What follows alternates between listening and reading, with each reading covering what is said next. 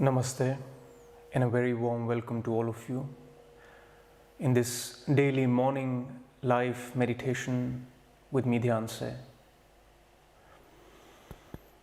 The summer has begun. It's beautiful weather outside, and in these good vibes, who cares about spirituality, about meditation? But please remember that now it's summer, there will be winter. So in this journey towards spirituality and meditation, what we are establishing for ourselves is a mind, is a consciousness, is an inner space independent of what's happening outside. If it's summer, great, go out, enjoy the summer. If it's winter, also great, go enjoy the winter. That inner space which allows to enjoy every experience of life is a result of meditation, is a result of spiritual contemplation that sorts out things for us in our own life and puts our life slightly back in order. What we are going through in this series currently is 7-point mind training by Atisha, which is a part of a Tibetan Buddhistic practice called Lojong. The sutras that we are going through right now are all about discipline, about establishing the discipline of meditation, of spirituality, of mind training. Because our mind is what needs training. It is something that is all over the place. It is sometimes with you, sometimes against you. So it needs some order. It needs a set of trainings. They don't have to be Buddhistic.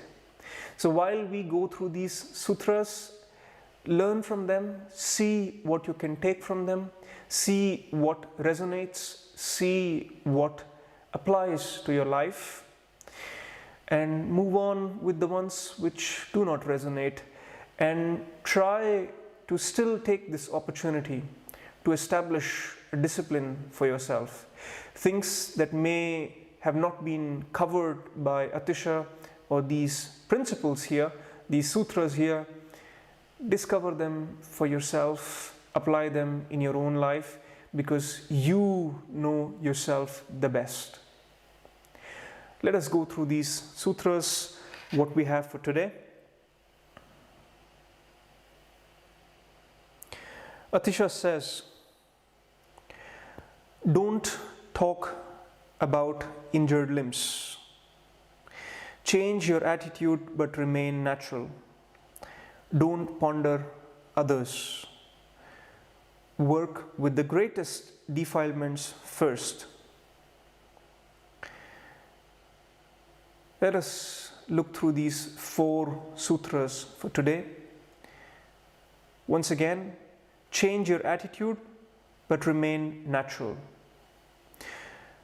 Don't talk about injured limbs. Don't ponder others. Work with the greatest defilements first. The first sutra, change your attitude but remain natural.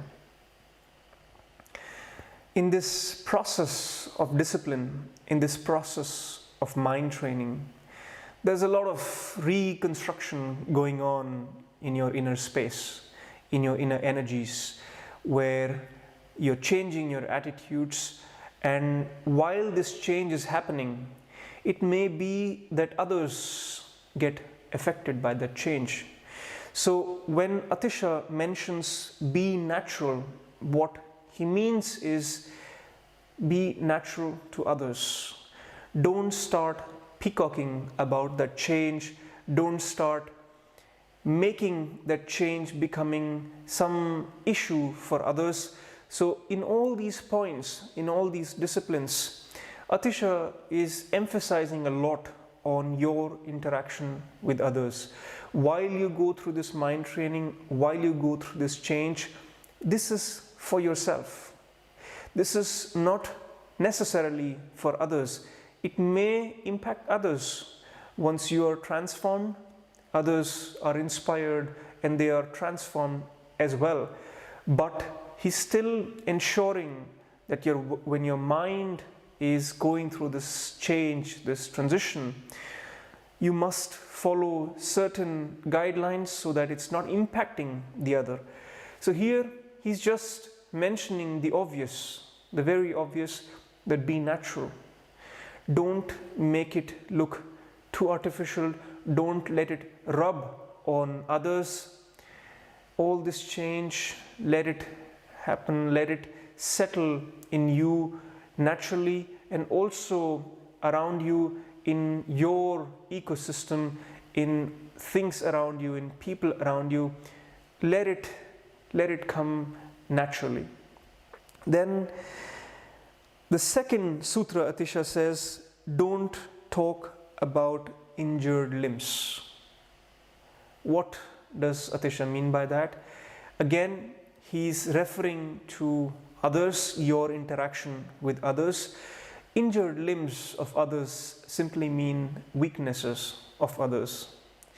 This is a part of Tibetan Buddhism, because where this sutra was given in Tibet, there's a culture of making fun of people by their weaknesses. For example, if someone has a big face, the children, just out of play would start calling that person as potato face or something like that.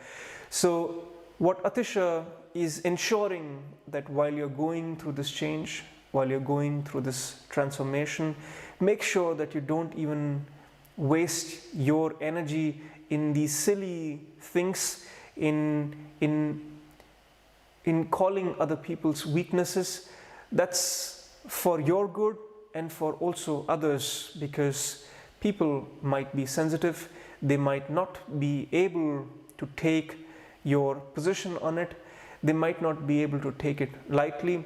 And most likely, since it's their weakness, since it's their point where they are somewhat helpless, instead of making fun of them, instead of talking about it, try to help if you can. Otherwise, better you focus on yourself, better you focus on your transformation and be the inspiration for others to come out of their weakness. Third sutra, don't ponder others. Here again, he's becoming very specific about this change, about this phase of transformation, where he says, you do you. You focus on yourself.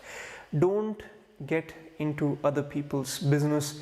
Don't get into other people's lives. It's too soon.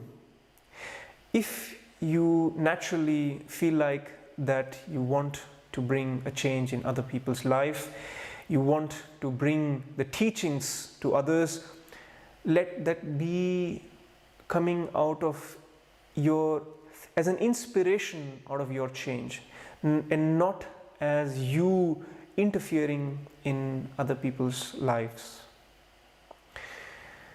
Little Muli, he was sitting on a park bench, enjoying his chocolate, eating chocolate. A man came, sat down next to him. He saw little Muli eating chocolate, really enjoying, finishing one chocolate, and without stopping, taking the next chocolate out of his pocket, eating that chocolate as well. And this man just kept on watching the child, little Muli, eating these chocolates one after the other. And after 5th, 6th, 7th chocolate, this man, he could not stop himself from interrupting. So he said, "Hey, what are you doing? Why are you eating all these chocolates? This may be harmful to you." Little Muli, unconcerned, he said, "You know, my grandfather lived 110 years. This man was surprised. Wow, 110 years. I would also like to live that. Was he also eating chocolates? Did he live that long by eating all these chocolates? He was trying to be smart. Little Muli said, no, by minding his own freaking business. Mind your own business, especially in this phase of transformation. Focus on yourself, focus on your transformation. Once the energies have reorganized, once the mind training has settled in your life, then there will be enough opportunities to bring that change, to bring that transformation to others as well. And the last sutra, work with the greatest defilements first. Now, Atisha is straight away pointing at what is the most important. We try to postpone change by starting with things that are not so relevant, not so important, and somehow protecting our weakest impairment. And Atisha is taking the finger and pointing it at and saying, work at your weakest point first. Why? Because that weakest point is what most likely your ego, your entire structure is standing on that weakest point, or more than one of those weakest points that you carry throughout your life, throughout all this journey, and postponing this for some other time. So he's saying, start with that weakest point first. We all have one of our weakest points where we tend to lose ourselves. We tend to postpone that aspect of our mind. We tend to carry this all throughout our lives and not even want to look at it. So take this chance, take this opportunity to identify, if you don't know it already, although my feeling is that you know it. Everyone knows what their weakest point is. Some people are greedy, some people are obsessed with control, some people are obsessed with some sort of cleaning, some people are obsessed with sex, some people are obsessed with something else. Everybody is obsessed with something.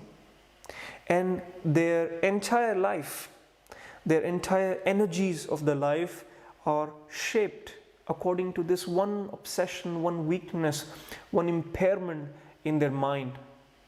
If you put that aside, if you fix that impairment, a lot already is transformed in your life. Suddenly the life takes a new shift, a new chapter by working on that particular impairment.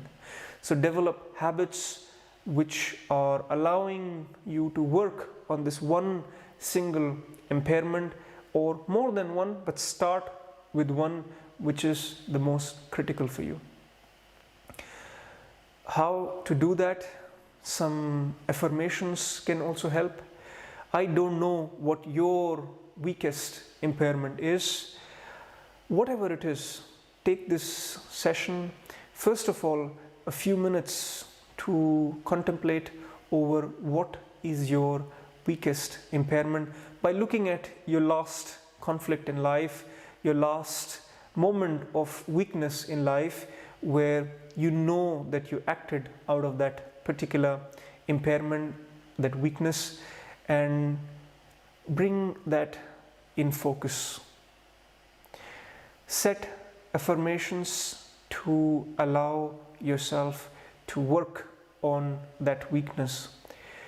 And most importantly, when you're more aware, when you're more silent, not just in meditation, but throughout your day, being aware of that impairment, in that awareness of that impairment, that impairment slowly starts to lose energy, slowly starts to lose control over you, and sooner or later you're free of it. With that, let us close our eyes. Put our hands in our lap or on our thighs.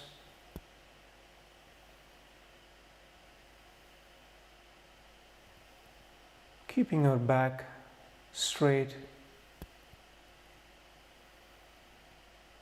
maintaining a posture that is comfortable for you to let go in contemplation, in silence, in awareness for the next minutes.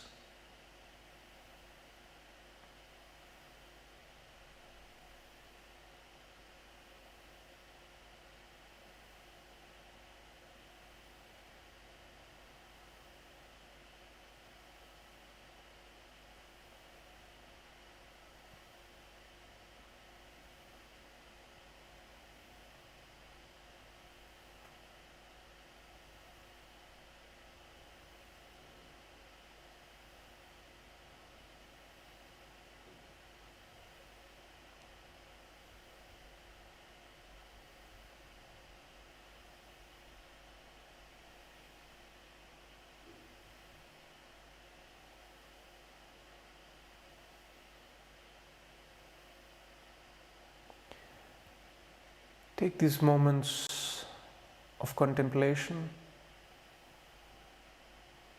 to be truthful to your weaknesses and identify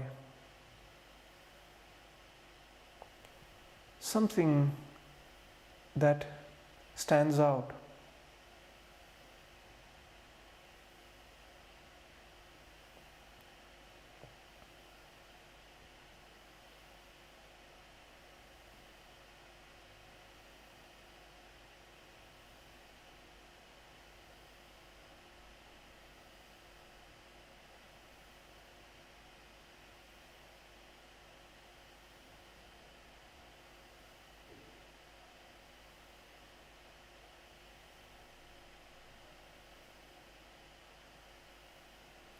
It could be any mind impairment,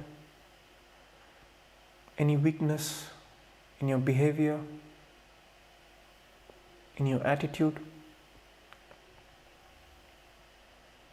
that needs attention.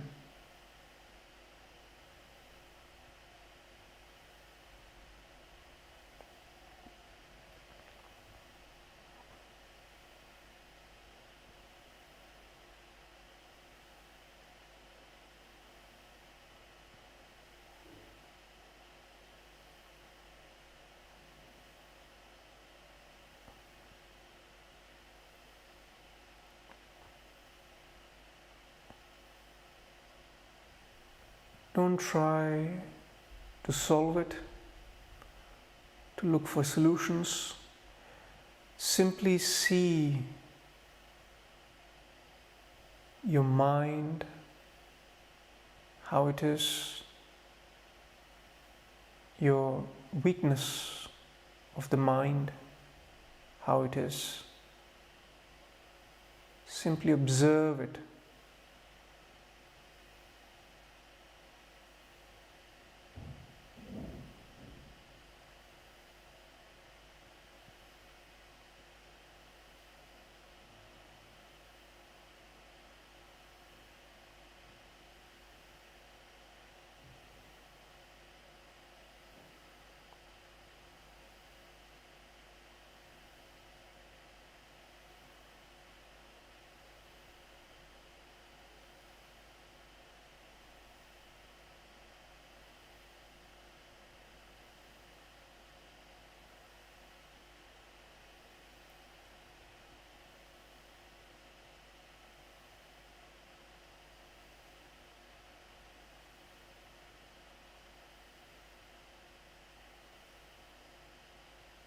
And with every breath,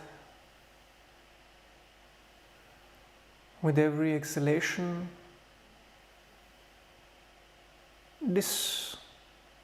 identify from this weakness. With every exhalation, put it at a distance, as if this is not you.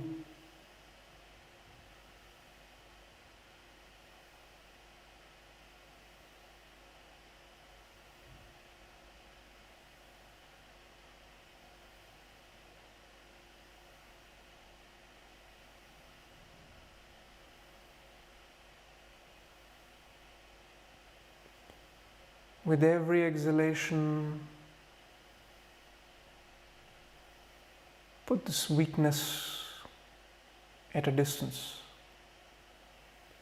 As an example, if it's anger, with every exhalation, let that anger be at a distance. Identifying, I'm not that anger.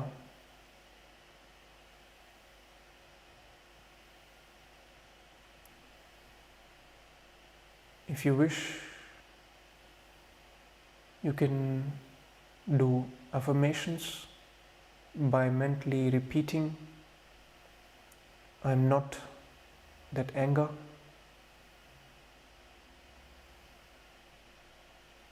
Or I'm not that fear.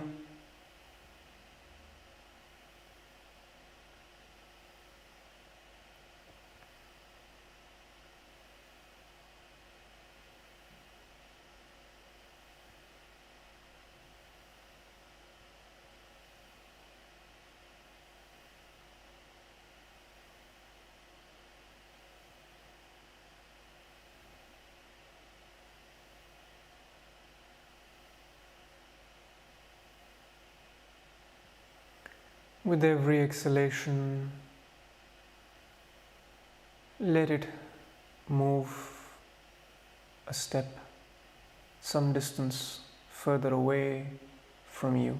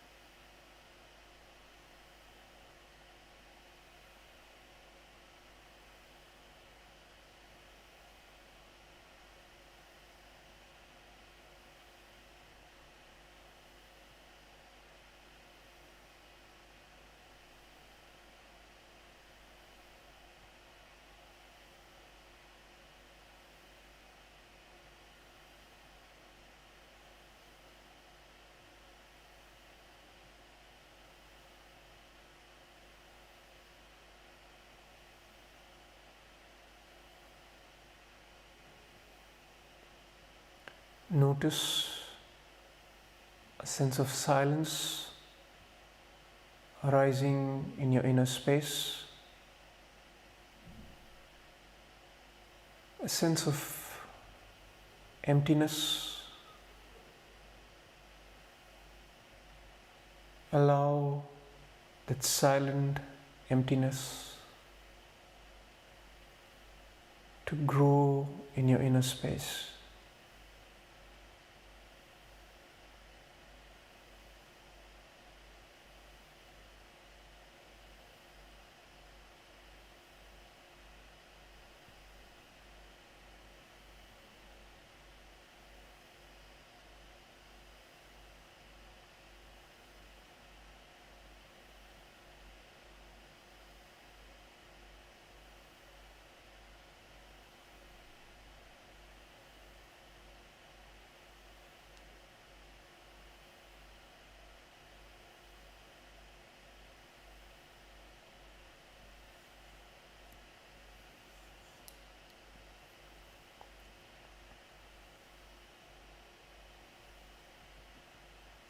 And let go of all effort. Stay in this silence, in this awareness.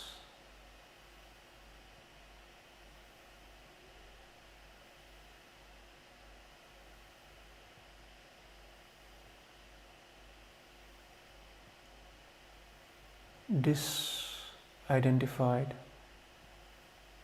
at a distance from everything, and sitting in silent awareness.